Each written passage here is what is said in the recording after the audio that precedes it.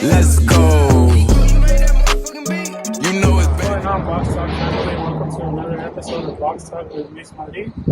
Today we're going to go to the east side of Phoenix, home of Keenan Carbajal. We're going to go get an interview done with him and have some words with him, and we're going to have a lot of fun with this interview. So come on and join us, and let's have some fun. Like, share, subscribe. See you guys soon.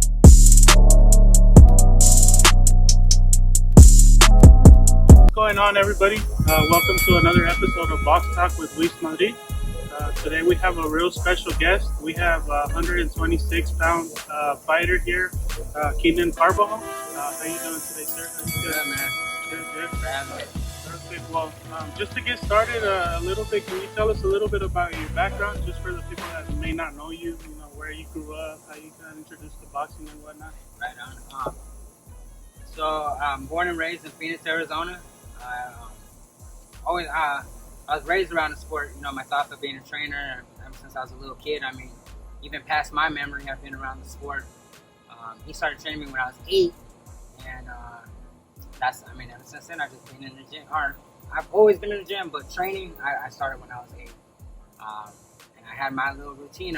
Since I was 8 years old, I've been on the same routine. I'd go to school. He picked me up. We'd go to the gym. After gym, I grew up at Verde Park. I grew up in the Verde Park neighborhood, and then come home. That's been my routine since I was a little kid.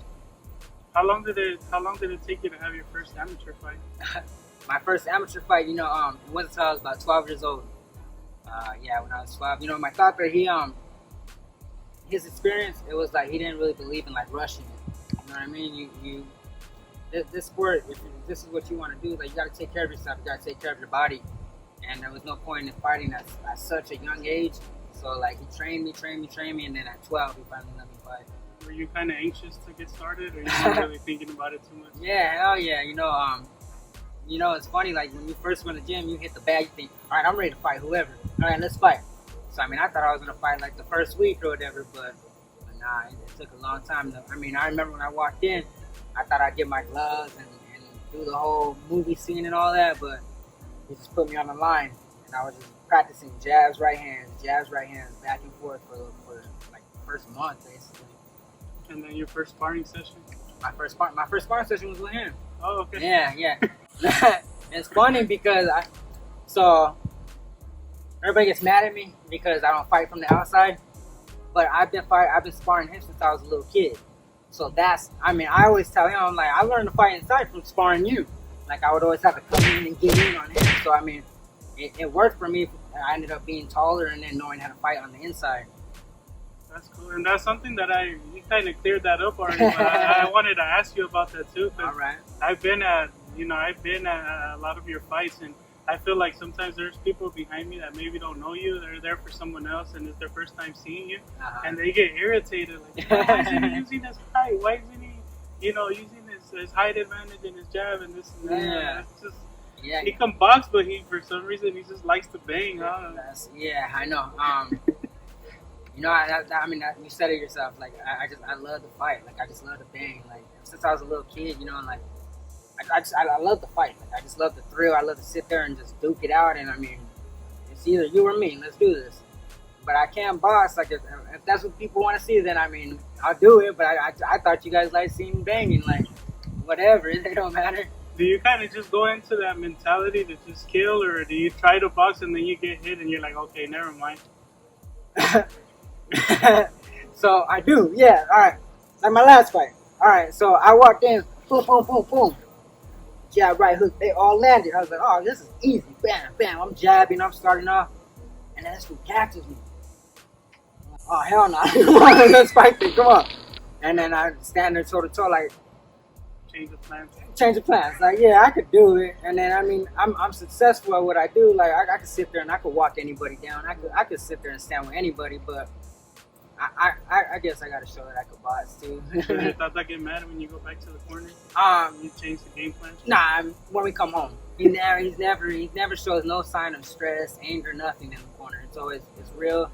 That's what I love about, I love my thoughts, but, I love about his coaching. Like, it's very tranquil in the corner.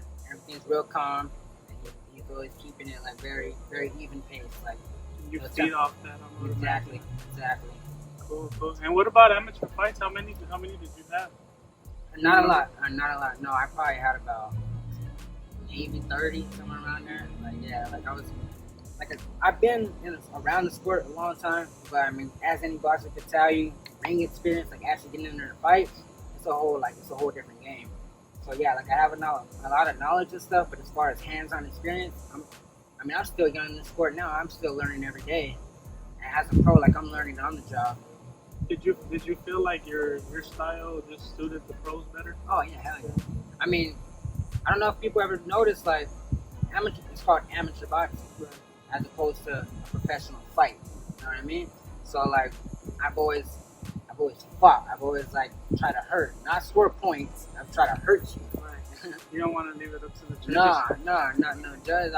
I want you to know that I beat you. And I'm good that you kind of clarify that, because a lot of people, a lot of fighters say that, but maybe someone that's a little bit more casual might not understand what does it mean when they say, you know, my style is more for the pros rather than amateur. But you pretty much just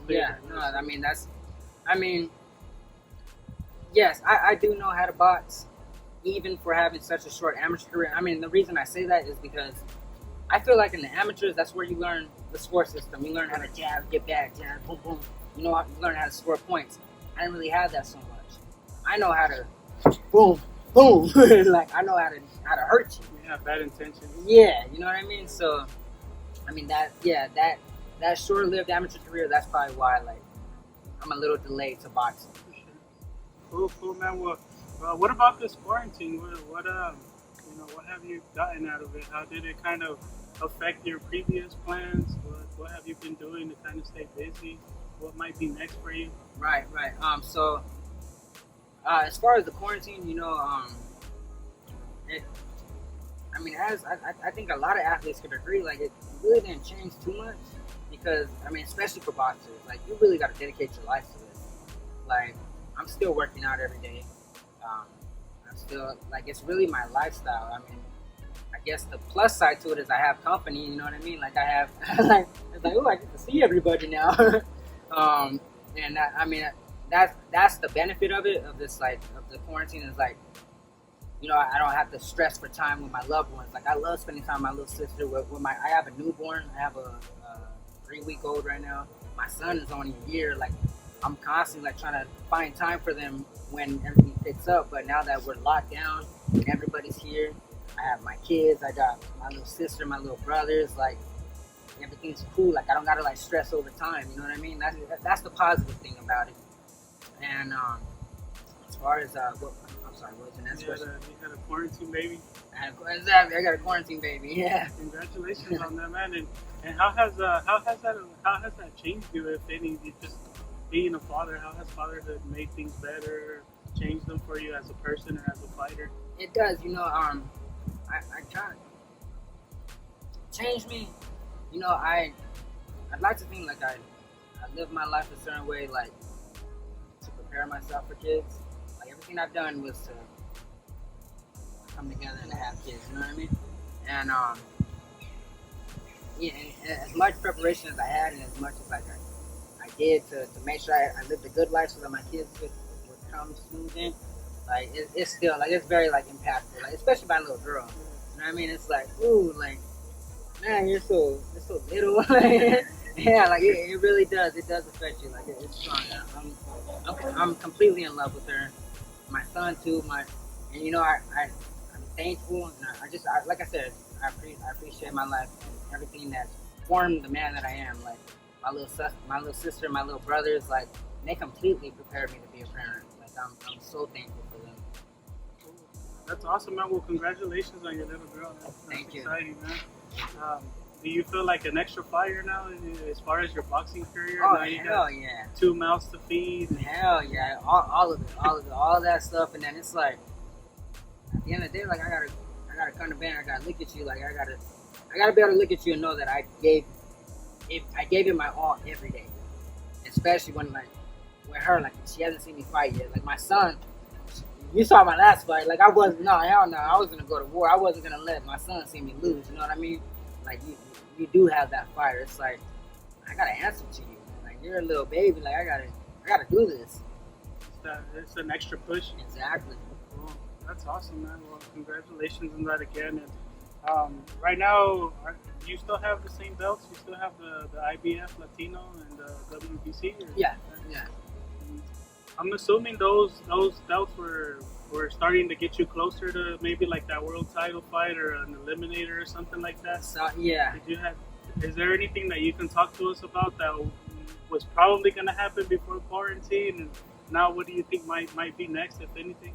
So when before I fought for the WBC Latino title, I actually met with the WBC, and the familia, like, we all sat down, and they all sat down and met with the championship committee and mapped out my career. Like, we went over there and told them basically, like, hey, I want a world championship.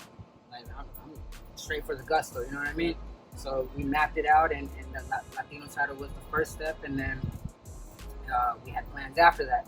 Obviously, that's at a halt now, but I mean, the Sweet Science promotion, the ladies of Sweet Science, they're looking to put on a show in the middle of this pandemic. Like, that's going to be monumental.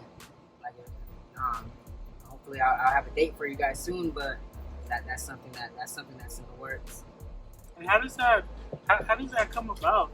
Because I know it's Sweet Science promotion is fairly new, right? It's probably like 2 years, maybe 2 years. Something like that. Yeah. Is this something that was kind of already in the works, or it was just an idea that just kind of popped up with your family? Or? You know what? I've always said, everybody who asks me about familia, like how that started, and it's because it's a reflection of us, like of my team. It's like, yeah, I'm the fighter, but there's a lot of things behind the scenes, like my coach, every part, like my mom, my dad, my stepfather, everybody plays a part. Like, everybody has a role. I'm just the fighter. My mother, her best friend, my tia, and my son's mother, my daughter's mom, my lady, and she they started their own promotion company, and they took off with it. Like, it was all for one purpose. It was to put on for Arizona Bots, you know what I mean? Put on great shows, and as you could see, like, there's been some really good fights, you know what I mean? Yeah. And it's been constant growth. I've been to every show since it started, and it's just like, it was full, then it gets fuller, then it's like we can't let so many people in. We reach capacity. I think by the second or third show, like, there was people outside. Like, I saw as many people as there were inside. There was people waiting outside, and they got turned away, unfortunately. But I mean, it's a growing promotion company. It's awesome. Yeah, my cameraman here, Boxcam, he got to go with me to one of the fights, and I'm always an early person. It was something that was taught to me at a young age to be at least 15-20 minutes early. So like, oh, we're gonna get there early. We're fine. We'll get there to the front of the line. We might have to wait, but at least we're in the front of the line. So when they open the doors, we get in. And right. No, we get there and the line's already. I was like, we can't even find parking. I'm over there parked in the back by Circle K and stuff. Like, yeah, it's crazy, man. Well, that's good. That's exciting that everything's growing, and hopefully you guys are able to pull that off, whether it be a full house or, I don't know, if maybe 50% occupancy, or what are you guys thinking? Any ideas? We just gotta play it day by day. Like, that's the thing about this pandemic. Like, it's changing every day. You know what I mean? So, I mean, hopefully, I mean, to be optimistic, like, maybe, hopefully by then we'll be able to have like more than 50% or something along those lines. But yeah, whatever the situation we're in, they're looking they'll adapt and be able to put on a show. That's the ultimate goal.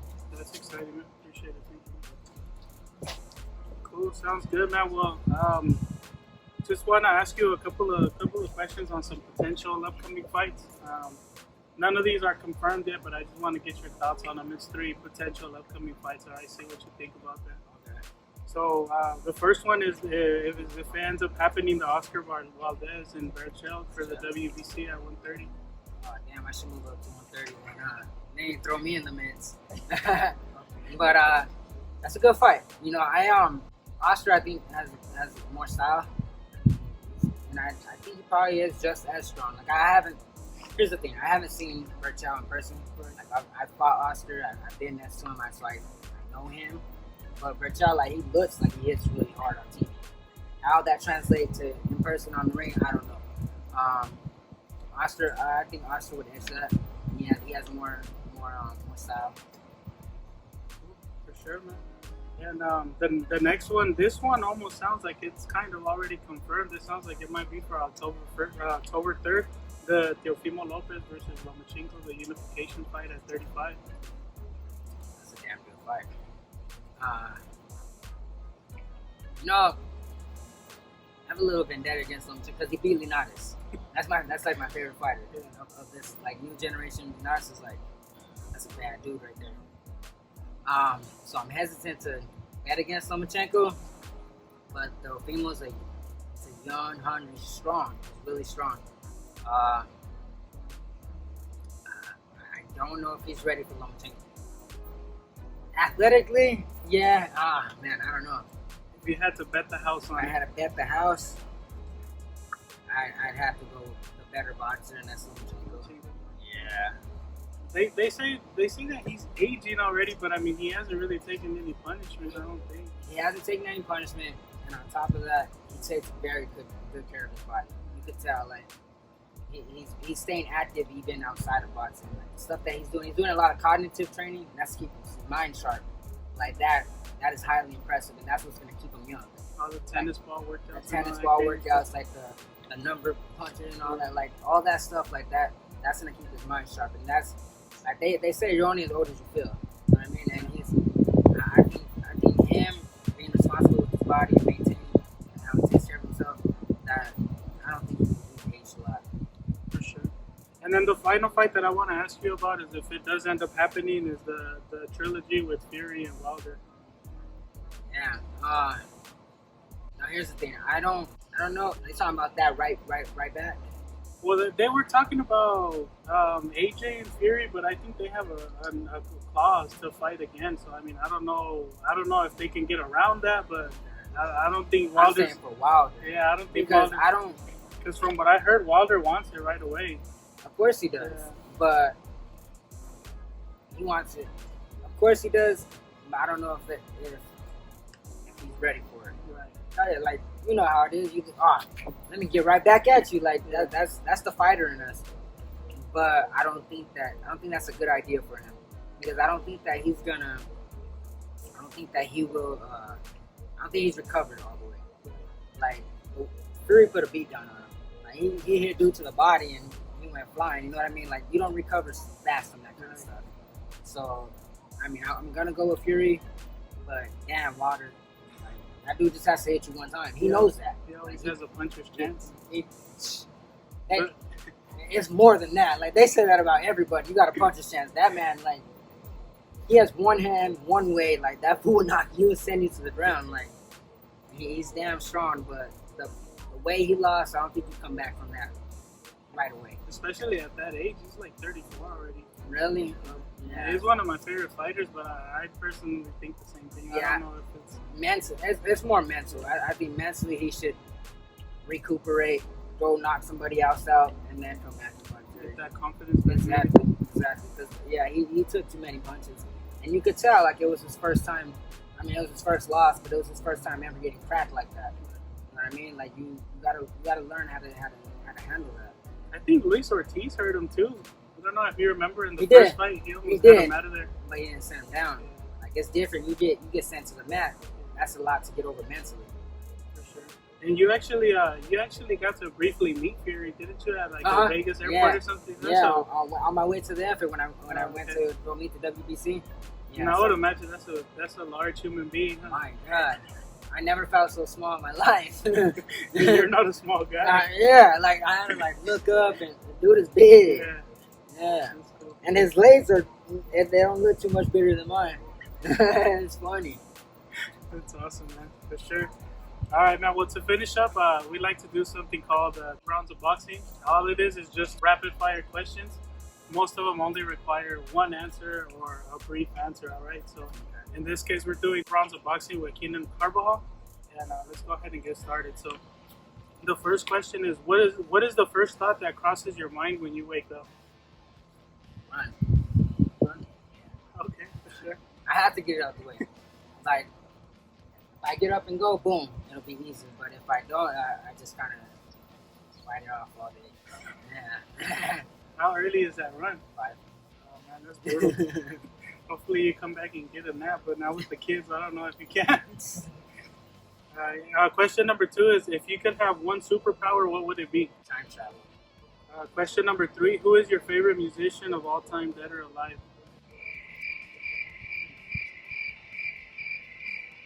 Thousand years later.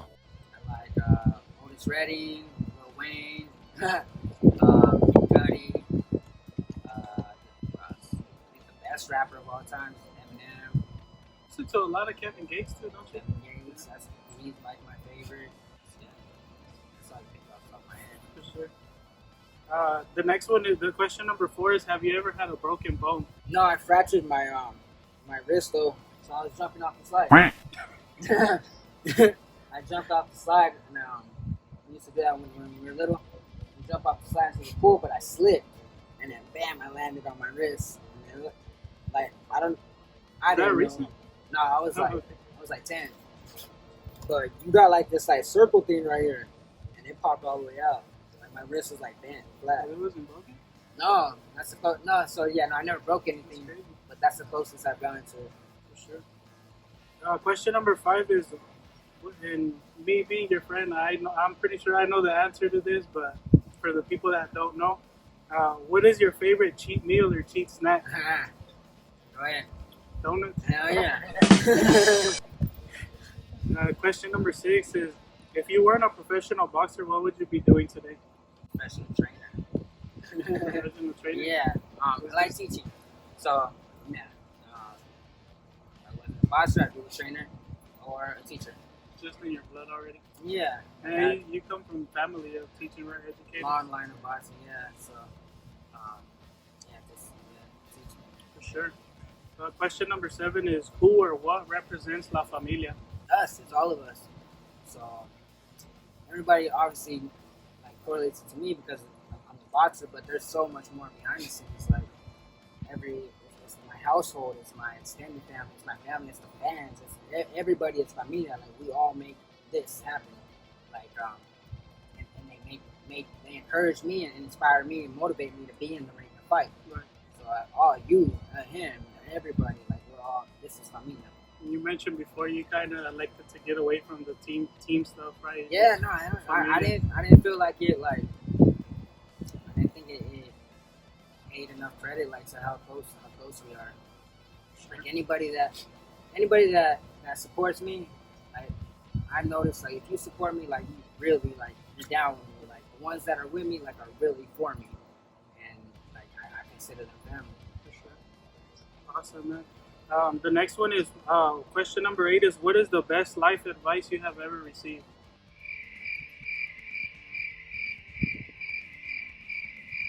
You can think of one, we'll do it like the music. Just say a couple or whichever one comes to mind.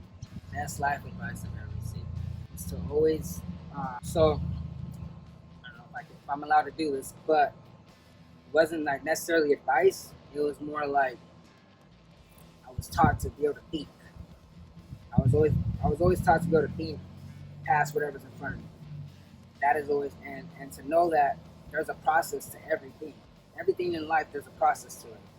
All you gotta do is figure that out, and you'll be good. Whether you want to go box, whether you want to teach, whether you want to play basketball, whatever it is, there's a process on how to do it.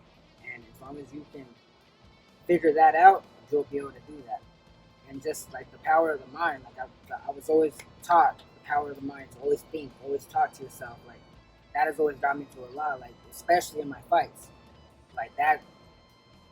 In the middle of a fight, you get caught. Like Tyson said, like everybody has a plan until you get punched in the face. Right. The way you counteract that is to think your way through it. So if you get hit, boom, you gotta be able to say, all right, what happened? And be able to analyze it real fast. And you gotta be a sharp thinker. So that was, I think that's the most important thing that was taught to me, was to be able to think and to use your mind and understand process. And that's cool because you can. That's not just for boxing. That's in life in general. Right. And that's. I mean, I've done a lot of things. Like I've been successful in school. I've always had good grades. Played a lot of different sports. I have a lot of different roles within my family, and to be able to understand everybody and bring together and work as one, like it takes a lot of mental power, and that was taught to me very early. Awesome. Sure. Thank you, man. The next one, question number 9 is: do you keep up with any other sports outside of boxing? I haven't for a while. You know, I like basketball a lot, but I just haven't been keeping up with it. Recently, I've been into MMA, UFC. Like I'm pretty excited about this Masvidal fight. Yeah, me too. Like, yeah, them dudes, yeah, they're pretty cool. He had to cut like 20 pounds in 6 days. It's crazy, and it's a big headline, and it might sound crazy to like normal people. All right, man. Well, there we have it. Any final words or social media or anything you want to give out to your fans before we let you go? I just want to give thanks. I appreciate everybody that supports me. Like I said, we're familia. Love you guys. Hopefully we'll be back in the ring soon. I'll have a date for you. You can follow me at Keenan Carbajal on Instagram and Facebook. For sure. Well, there you have it. Thank you so much for joining us today, man. And thank you guys for joining us today at another episode of Box Talk with Luis Madrid. God bless you all. Thank you. Another video of Box Talk with Luis Madrid. Make sure you hit that subscribe button, turn on your notifications. Make sure you drop a comment, make sure you like, and let us know who you want us to interview next. Let's go.